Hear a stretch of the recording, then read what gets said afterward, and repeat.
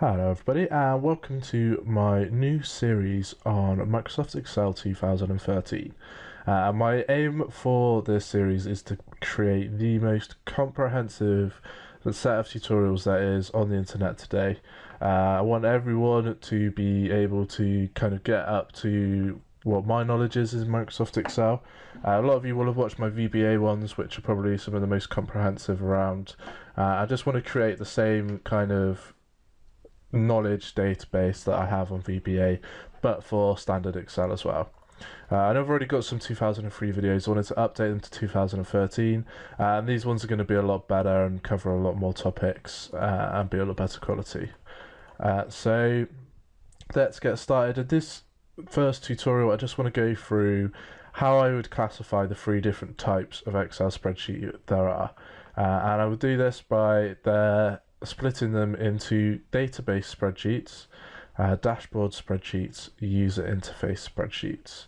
The first one, database spreadsheets, is the one that Excel is most commonly used for, but probably not what Excel is best at. And there are a lot of other programs that utilize that can be a lot better for storing the data, like Microsoft Access, SQL databases, quite a lot of other programs, because Excel is quite clunky and keeps a lot of formatting and things. So if you're just storing data, then things like SQL and Microsoft Access are a lot better.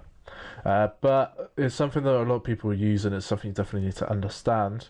And it's probably the one we'll cover first, because a lot of the concepts and formulas and things will carry over into dashboards and user interfaces. Next up, we've got dashboards, and these are how you would normally share your spreadsheets with other people. You would generally don't share just a blank set of data unless you're literally just sending data over.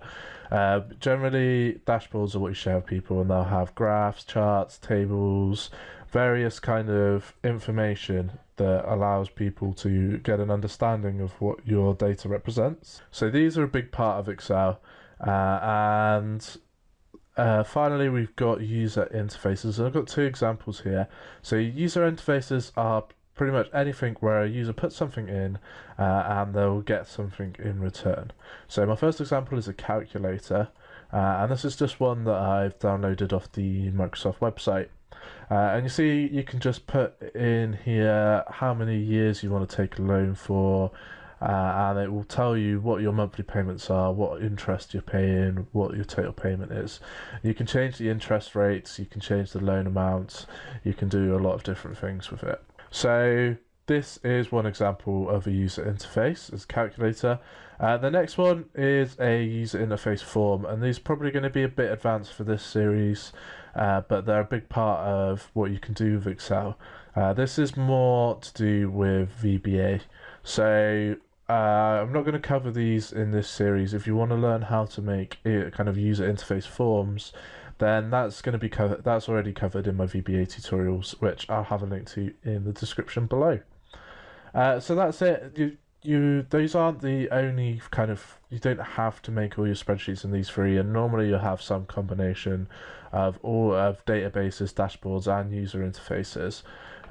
But I find it's a lot clearer when you split out these different kind of features and functionality of Excel. I'll just quickly go over the plan for the rest of the tutorials. So we've just gone through the different database types. I'm then in the next few tutorials, I'm going to go through basic functions, basic filling out your spreadsheet.